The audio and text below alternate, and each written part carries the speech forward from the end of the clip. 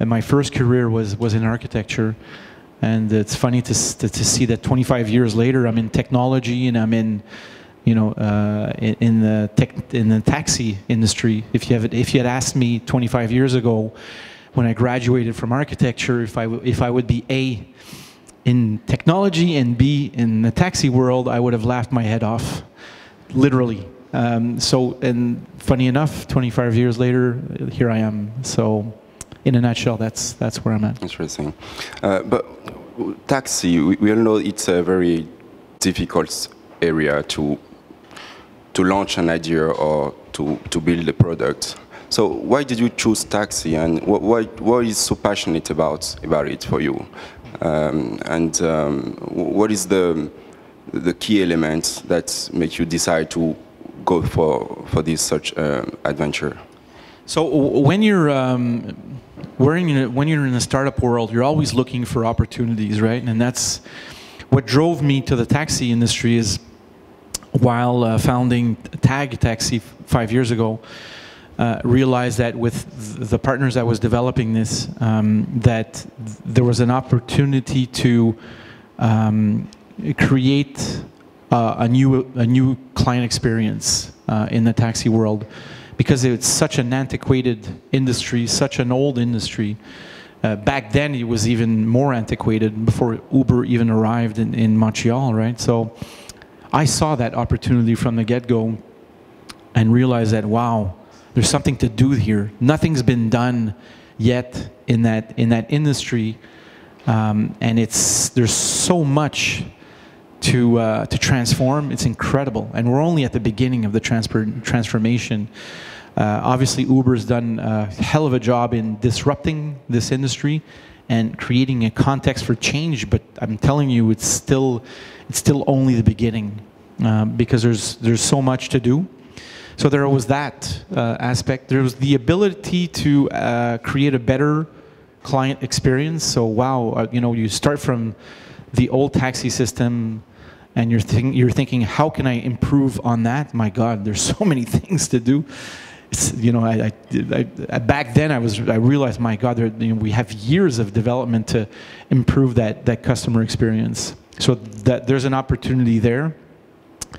And there's also the fact that technology hadn't been introduced in the taxi world yet, really, before Tag. Tag was the first mobile app in Montreal. It was 4 years ago, and I realized that there was a true opportunity there to create some value, and then you know.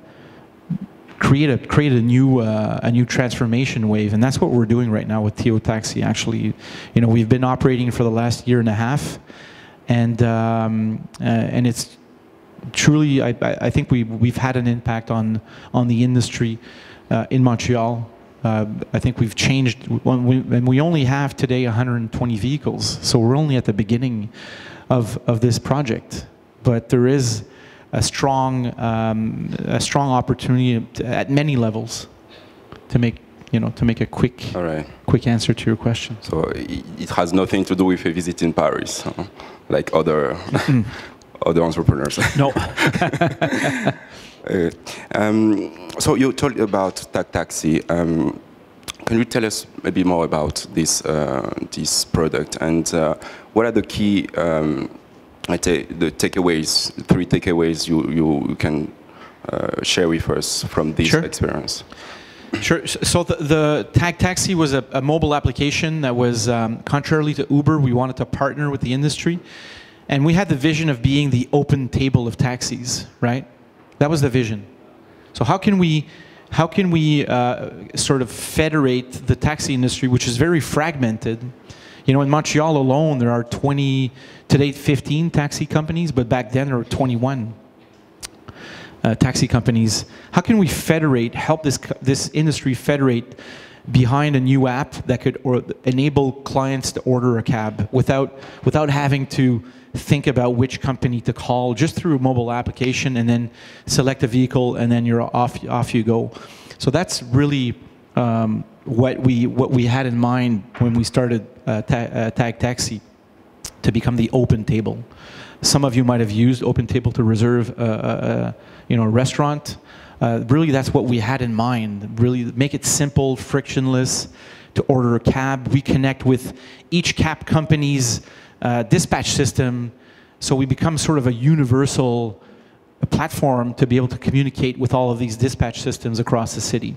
To become sort of seamless, right? So that was the vision when we started that project, and we really thought we had this idea had legs, and we had a contract. We had 2 contracts when we came out, when we launched Taxi, but we soon enough realized that we were running into some issues. And you know, some of you might have launched products in the past, might have launched companies in the past. You realize that validation is one of the keys. And I realized that although we had 2 contracts, we had 2 partnerships, we hadn't validated the market that much. And then we soon enough realized that, wow, the market wasn't going to take this. I'm talking about the taxi companies adhering to our model and then signing up on Taxi. We realized that the taxi companies were sort of balking at the idea and refusing the idea of signing up into a sort of federated model behind Taxi. And that came quite early in the process when we launched. And that, for me, was a big learning. It was painful, trust me. And when I realized that, my God, we have an issue here because it's too early in the market. So the industry, the taxi industry, wasn't ready for this kind of change.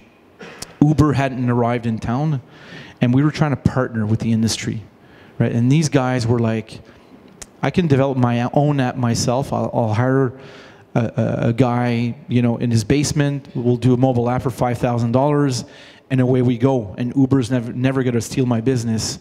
And I was telling, I remember, you know, having arguments with some of the taxi folks and telling them, you have no idea what's coming up.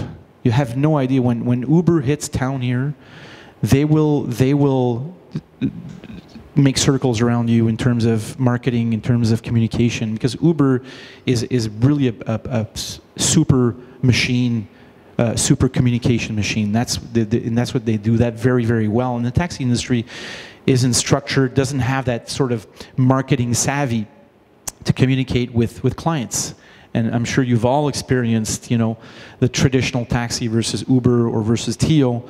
There's a chasm, and a huge chasm, and it's all about customer service, which they hadn't thought through because the taxi industry is very fragmented.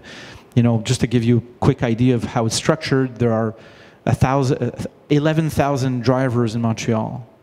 There are 4,400 cars, right? 4,400 taxi permits. So those are owned by taxi owners, taxi permit owners, which are not drivers. And they're not employees of the taxi companies. Taxi companies actually are call centers. So it's a pretty complex industry, very fragmented. It doesn't have the ability to invest in technology that much. And nor does it have any marketing savvy. So obviously when Uber came around, it was already too late. And that's what I was trying to prevent back then when I launched Taxi and realized it was too early. The timing wasn't right to launch this product at that moment. So long answer to your question, but that's the vision we had initially. It's hard. So from Taxi to Téo Taxi, what's changed, and how did you convince the taxi drivers to work with you, because you decided to have your own cars? What was so important about this strategy of having your own cars? So when I decided to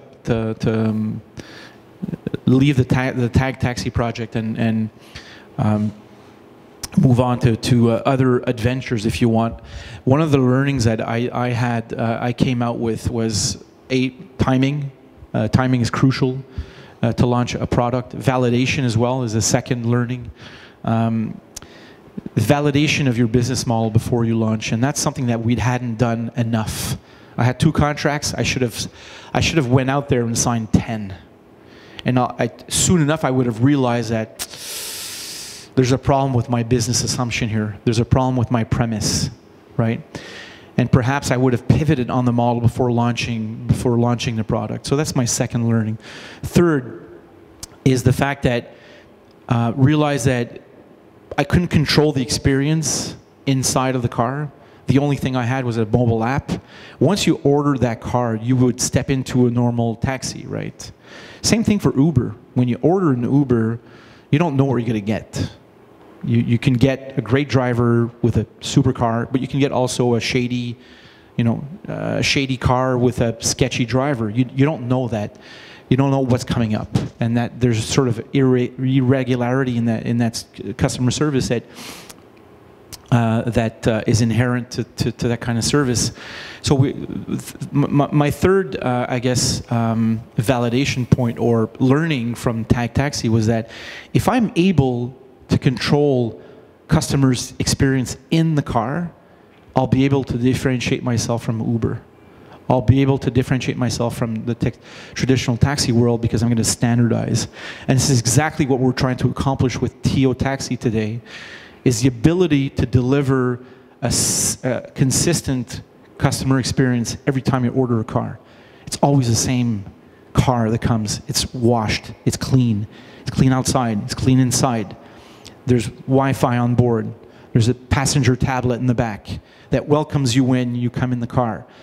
There's a branded driver. He has his jacket with the Téo tag. He has his baseball cap with Téo. So it's always the same experience you're getting when you order a car. And that's fundamental, because that predictability is what we're trying to sell, is really what we're trying to convey. And that's very difficult to do. So I guess, back to your question, what are my takeaways from TAG?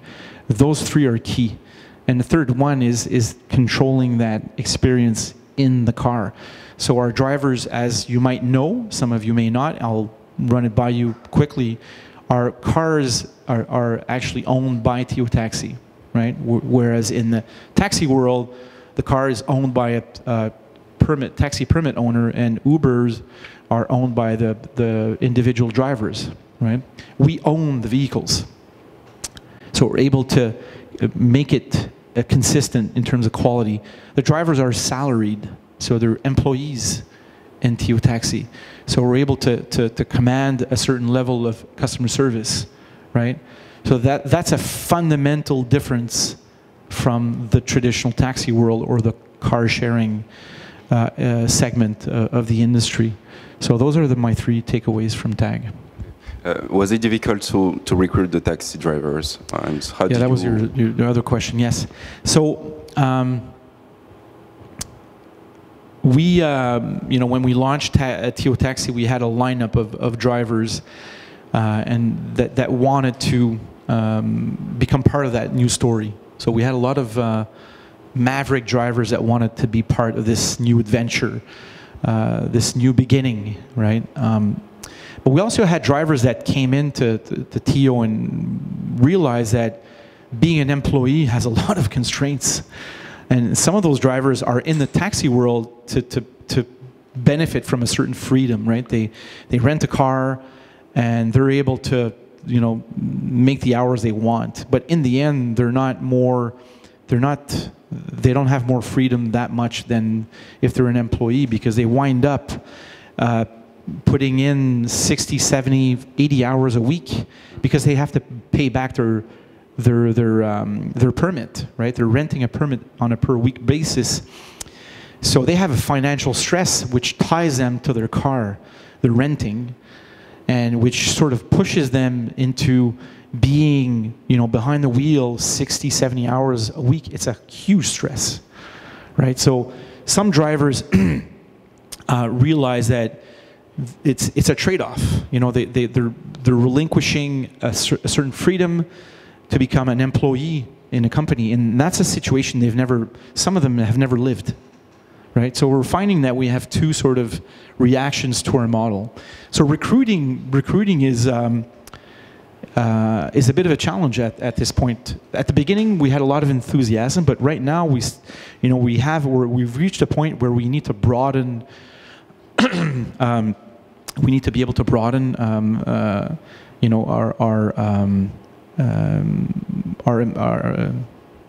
how should I say, our employment process, so that we're able to, you know, to hire more drivers, and we're reaching that point right now where we need to have a better, you know, a better process in terms of referrals, screening candidates as well.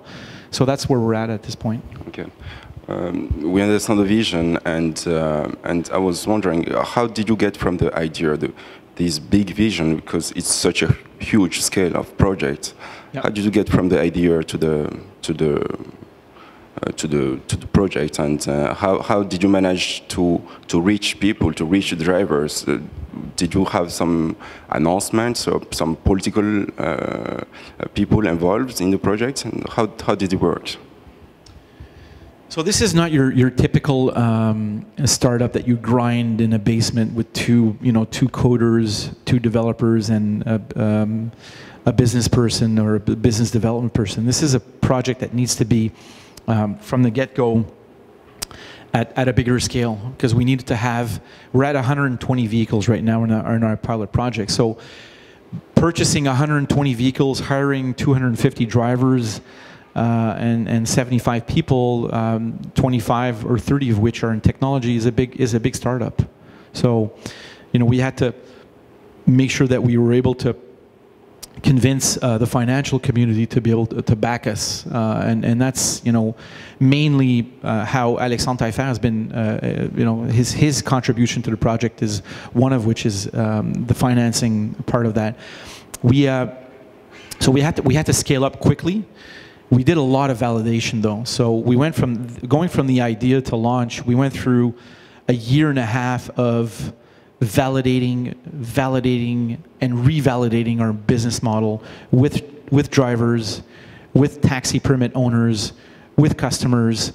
So we did a hell of a lot of you know, business model canvas of interviews with drivers, and we were running on a revenue sharing model initially, until we reached an aha moment with some drivers and realized that their biggest problem is financial insecurity, right? And what we wanted to accomplish here is, you know, transforming the industry. And we realized that we couldn't do that without transforming the economics of the industry. So in that aha moment, we realized that with some drivers, if we were able to reduce their financial anxiety, we're going to be able to solve a part of the problem, right? So this is when we had the idea of, instead of having contractors or independent drivers, we'd start a model with employees. So drivers that would be employees in our model, they get a stability, a financial stability, and they're able to offer a better customer service. So that was the initial assumption we came up with before launching our project. So going from the idea to launch at that scale took a lot of time. So to use you know, an expression, measuring twice, cutting once, that's really what we did. So we did a lot of validation before we launched our proof of concept in November 2015. So it took us a year and a half to get there, which is a lot of time. But we're all, you know, I'm talking about the founders here who were working part-time on this. There was no company name, there was no, you know, bank account, there was no funding. This was all pro bono development until we reached a point where, okay, we're secure enough on the business model here, and we're able to finance this project, this proof of concept, this pilot project. Meanwhile, we did a lot of validation with the government. So we made some regulation changes. We made some demands to change regulation under a pilot project. I'm going to give you one. We made at least 25 regulation changes that were included in our pilot project, but one of the main ones is the ability to rent licenses. So instead of purchasing a taxi license under a model, we rent those licenses. So we maintain the value of these taxi permits. We help maintaining the value of those taxi licenses. So from the get-go, we were partnering with the industry and partnering with the regulators to get this project off the ground. So there are many parts to that answer. It's I could talk about that for hours, but I've given you some of the key points. Okay, but about the funds, so you didn't raise any money at the beginning, but how did you manage to last that long on the validation? So basically, it's the founding members of the company that were putting in time, a bit of money. A lot of money. Well, the injection of capital came before we launched. So we had some capital when we raised capital before launching, about 4 months before we launched. So imagine this, we raised capital in August 2015, and we were starting to order cars. We were launching in November, right? So we had a fixed date where we wanted to launch. Why were we launching then? We wanted to make sure that we were going to cover in our pilot project 2 winters. Because our premise is that if you can make it in Montreal, you can make it anywhere, right? If we're able to operate a taxi fleet at scale, at a certain scale, through 2 winters in Montreal, you can make it anywhere. Because we're introducing an electric vehicle, right? Managing a fleet of cars. So we're no longer in a model of, the traditional taxi company, which is a broker or a call center. Really, taxi companies are call centers, by the way. They provide calls to independent drivers. That's what they do. We're operating a fleet. It's a totally different model. Because the cars are our own, our charging infrastructure is also owned by Téo Taxi. So really an operator with employees, right? So it's a very different model from the different than the taxi industry. So that's one of the fundamental differentiators. Okay.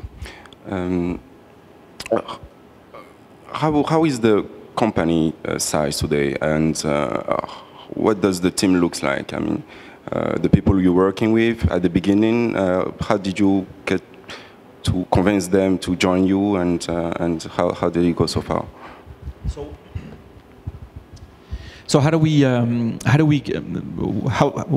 what's the size? What size have we reached, and how do we convince? So right now, Téo Taxi, actually Taxelco, and I don't want to get into our too much into our company structure, but we have a sort of mother company called Taxelco, which owns Téo Taxi, but also purchased Taxi Hochelaga and Taxi Diamond. So with those 3 taxi fleets, we have 1,600 cars of the 4,400 cars in Montreal. So we have a pretty decent size of the market today. So we have 2 traditional companies operating under Taxelco, and we have Téo Taxi. So, but under Téo Taxi, we have 250 drivers today who are employees. And we have, in total, 400 employees under Taxelco. So it's a pretty big startup today. So, convincing folks to come on board with Téo is actually not too difficult, because we have a lot of people coming to us, and I know a few here. Barthélemy, for instance, we actually had coffee 2 weeks ago, and Barthélemy is super interested by the Téo model, and he's been interested in that for the last 2 years, because it has a social impact, it has an ecological impact, it has an innovation impact as well. Transformational impact. We're transforming the taxi industry, so people come to us and want to be part of that mission, and so it's kind of natural. We don't need to convince people to work at Téo. They come pretty naturally, because there's that. I guess if you have an inclination to align your personal values with business values, then it's a natural. I don't. When I go to sleep at night, I'm very. How should I say? I'm a happy man. I have that. I would say the privilege of being able to align my personal values with the business, and that's. I guess that's kind of cool. It's kind of. It's a big motivator. Sure.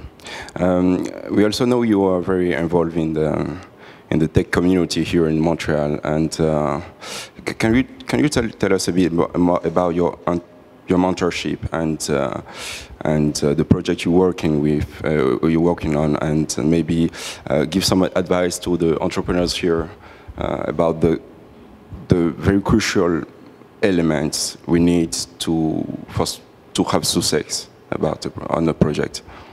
So I got involved in mentorship 3-4 years ago. On an ad hoc basis, informal basis, and then I got involved into the Fondation de l'Entrepreneurship of Quebec in Montreal. And I also decided to, I hopped on board a project in early 2015 to co-found Innocité. Innocité is a startup accelerator in Montreal that's in the smart city sector. So I co-founded that 2 years ago, and I'm very proud of that as well.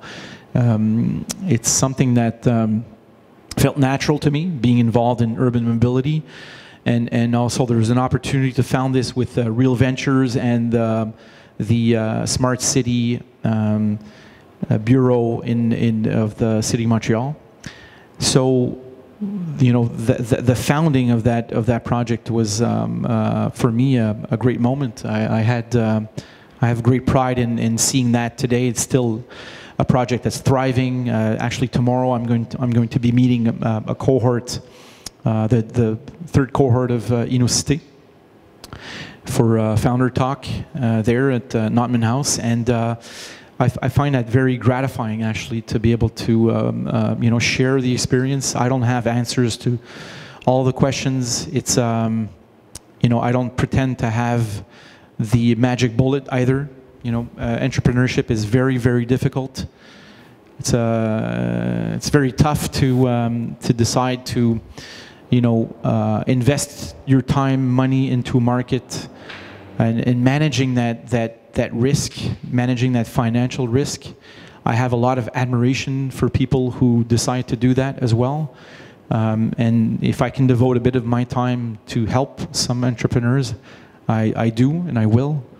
I think that's it's important to give back as well. And because you know, entrepreneurship can be a lonely spot. It could be a lonely journey.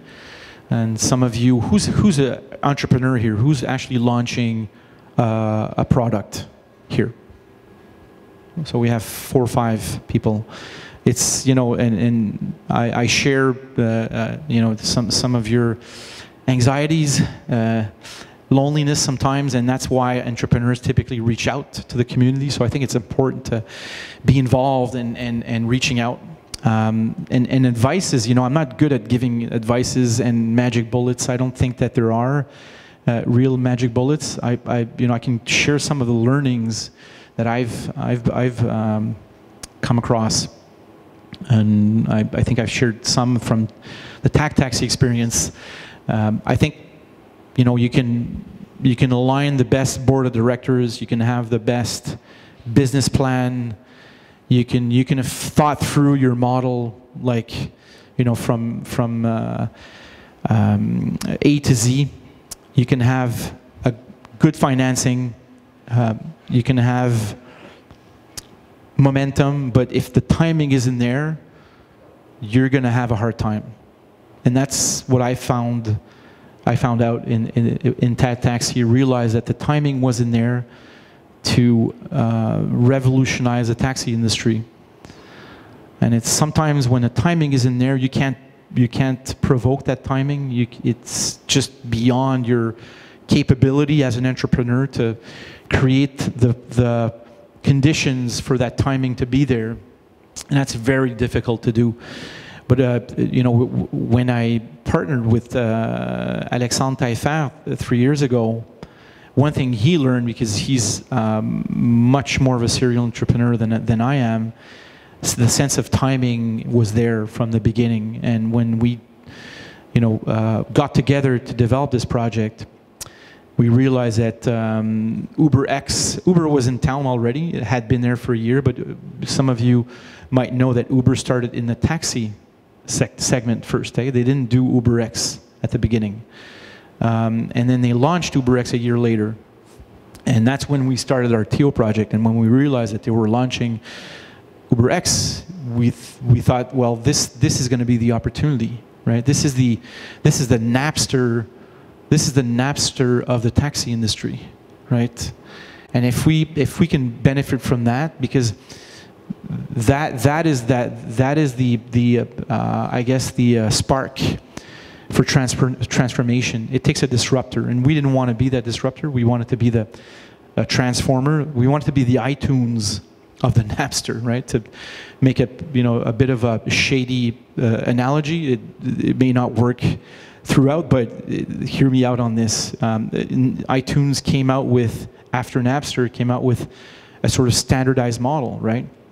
With a standardized experience, 99 cents a song, a tune, with a standardized format. That's exactly what we want to do here with Téo Taxi. It's the same car, the same standardized experience. So you have, when you order a car, you know exactly what you're going to get, right? So that's really what we're trying to accomplish here.